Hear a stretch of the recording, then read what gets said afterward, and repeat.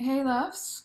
So, sitting here with my dear friend and the sexuality and intimacy mentor from her mystery school, Dionysia LaFay.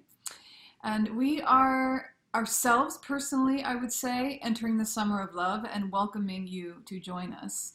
And there are a bunch of things that actually is in terms of offerings through the school. A really super exciting offering that Dionysia and our good friend and amazing astrologer Hunter Reynolds are offering together, and the astrology of love and longing. We'll put all the information below, and then we'll tell you more about that at the end. But what we wanted to do first is just share a little bit about why we feel it ought to be the summer of love, why it needs to be actually in spite of everything, maybe because of everything, and kind of what that means, and um, what it means in a way to do that from a place of true nature and really understanding, like, how do we love and what are we really longing for? And yeah, so Dionysia, I mean, let's see, what do we kind of just wanted to share with you. So essentially, this is all circling around this offering that's coming up, the astrology of love and longing. And it's based on the understanding that if we get deeper into our true nature, which astrology is a map into if you've got a really good astrologer, then all of a sudden we actually know just how we were created to love, how we were created to be loved, and what, like, really important kind of, I think of it as important pieces of our owner's manual that let us know, like, how we actually work. You'd think that could be simple, but I bet you've noticed it's not really. So Dionysia and I have both worked quite a bit with Hunter, and we thought we would share with you some of what we've learned through working with him and how it's changed the way that we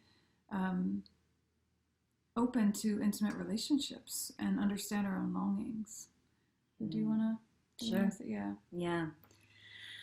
Yeah, so I think there's so much to be said about what's happening in our world astrologically right now, and I think we'll speak to that today too. But just to sort of kick it off on what Jumana's talking about, like, for me, having Hunter focus on my astrological chart from the perspective of love and relationship and how I need intimacy was mind blowing for me. It was so validating and opening, and it helped me shift my focus in ways that nothing else had up to that point. So specifically, there were probably three sort of key points that I took away from that reading that really were life changing for me in terms of my love relationships. The first being, he said to me, I bet you've been dating and creating relationships with men from your community, haven't you? And I said, well, yeah. And he said, yeah, those are not the right guys for you. And I was like, what does that even mean? And he said, well, I can see by looking at this and this and this in your chart that you would be best paired with. And he described to me in specific detail the kind of man I would be best paired with, which for me personally is, he said, you would pair well with a man who has a thriving business, who has his financial world together and can support and provide for you, who is using what he has for the good in the world, and who is solid in who he is. And I said to him, Hunter, I've never even seen men like that where I live. And he said, yeah, you're going to have to look for them. And he went on to describe more about this kind of guy. And so I started dating in other places and meeting men in other places, and have discovered that he was right. Those guys are a far better fit for me than the men that I had been dating before. And another thing that I took away from that reading that was really potent for me was, he said to me, Dionysia, it's very clear in your chart that what you're doing as your career path is your dharma. Like, that is what you were built for. It's what you're made for. It's what you came in the world to do. So good on you. You're living in your dharma path. And he said, and you're going to need a man who maybe doesn't understand all of what you do, but can look at it and not only appreciate it, but feel fascination for it and love it about you and relish it about you and support it. So that he's like, yeah, yes, Dionysia, go to Hawaii and lead that 2 week women's retreat there and do all of that amazing thing that you do that is so gorgeous about you. And I'll be here when you get back, and I'm here doing my thing, and I will look forward to hearing all about it and how it went for you and how the women received it, and um, how you've grown from it and what you learned and what more did you take away and what will you bring into your teaching next time. Like, you need a guy like that. And I was like, yeah, I do. I need a guy like that. And I would say probably the third thing that was really, really enlightening for me in that experience was he said to me, because you have Scorpio sitting on top of your rising sign, you have a depth of perception about the human soul and how humans function, that has also carved out in you a very deep, complex, beauteous, emotional world, your inner world. And you're going to need a man who can meet you in that and fully cherish you and adore you in that.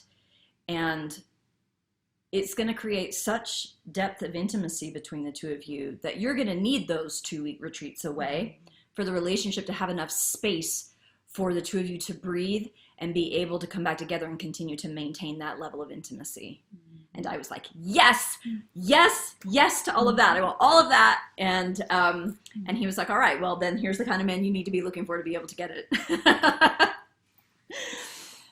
And Dionysia already knows quite a bit about intimacy and relationships, so hearing her have these revelations, what it is and why it inspired us to kind of look towards making this offering, is that there is a lot out there about attachments theory and whatever, all sorts of dynamics, all the things, right? But at the end of the day, there's a real sacred specificity in each one of us. Yeah. And that's what I feel like Hunter is extremely astute and kind of genius at really articulating. He's very articulate and understanding. So it's like, as Dionysia's talking, that's what I'm aware of, and I've been aware because we got different reflections from Hunter. He wasn't just like, oh, well, you're a woman, or you're a woman teacher, or you're this, and this is XYZ. It's very, very specific. And that also then defines what we're really longing for, and what I've found with working with Hunter is that it took the trip off of everything. Like, oh yeah, well, I have been feeling that, but I have been fighting it for this reason, or I have been understanding it in this way, but that really wasn't helpful, Right. So it's not that I need more therapy. It's not that I'm wounded or I'm broken. It's that actually I haven't somehow been quite aligned with like true essence, like the truth of who I am, for whatever the reasons might be. Yeah, exactly. And that if we can, and this is what her mystery school is about in all sorts of ways. This is why we're so excited that this is coming together, is that if we align with who and what we were really created to be, that usually kind of makes everything make sense. And we can spend a lot of time in a lot of other places attempting to get there. I'm thinking about what were some of mine. I've worked with Hunter a lot over the years, and I need to revisit it often because I'll forget. I forget. One of the things he said, so there's an enormous Piscean influence over my entire chart, and what that means is I have an unhealthy degree of merging, right?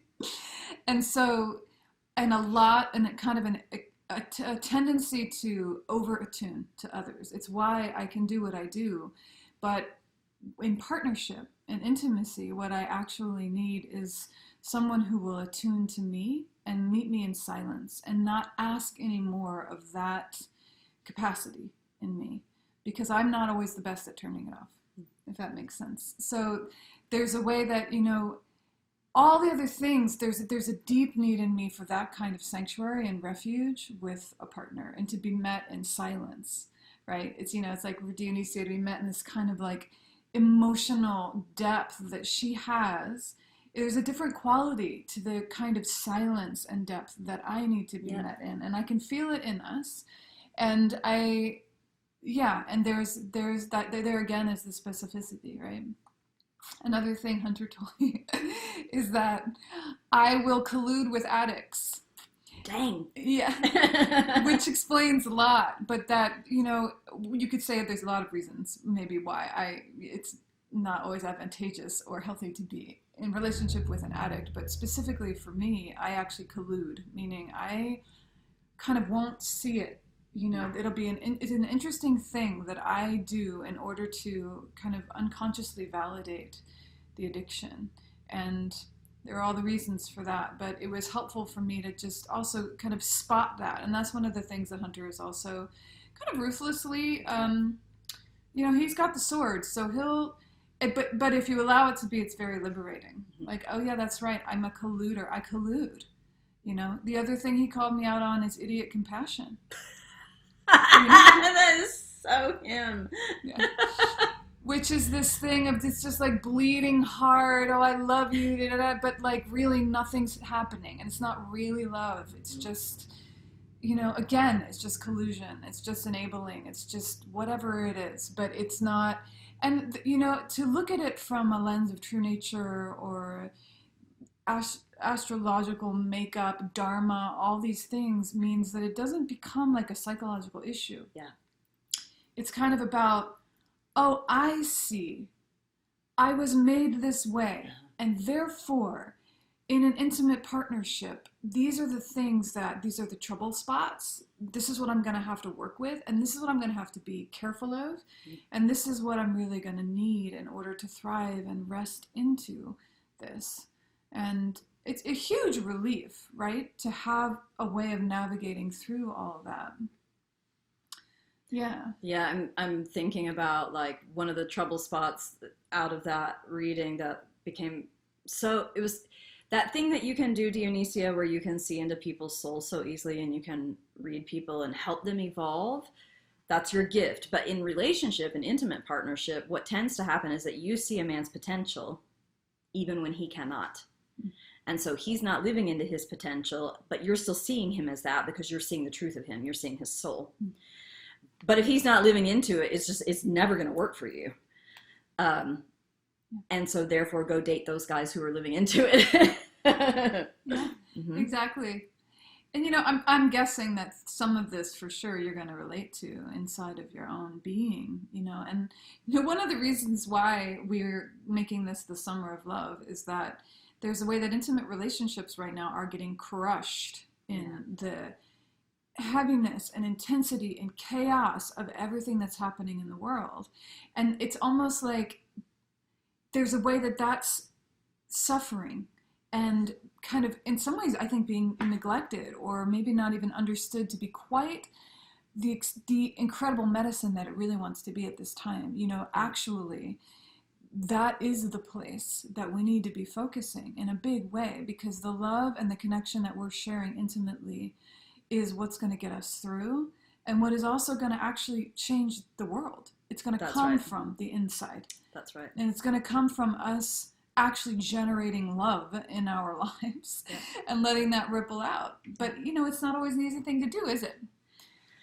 Right. And, astrologically speaking, that's sort of the era of time that we're in. We're actually in a transition from one era of time astrologically into a new era of time astrologically, and the transition places tend to be sticky, right? Like it's the same thing in childbirth, that like there's just this like thing where we're just wiggling around and there's all you can do is keep going until you're through, right? So that's the era that we're in on the planet right now. And we know from studies right now that by and large, like 60% of the population reports feeling disconnection, loneliness, lack of meaning, this sort of sense of free-floating anxiety that's just being fed by all kinds of frightening things in the world. So when we look at, okay, this is what we're in, then we want to look for, well, how do we get through it? How do we be with that? What's the antidote? And it's just like Jumana was just saying, love. That's the antidote. And again, in terms of astrology, right now, here in June, we're about to be in this era where we've got Mars aligned in its correct space for the masculine, Venus aligned in her correct space for the feminine, and Gemini aligned in its correct space for communication. And so what that means is we have access to creating love. We have access to aligning with love.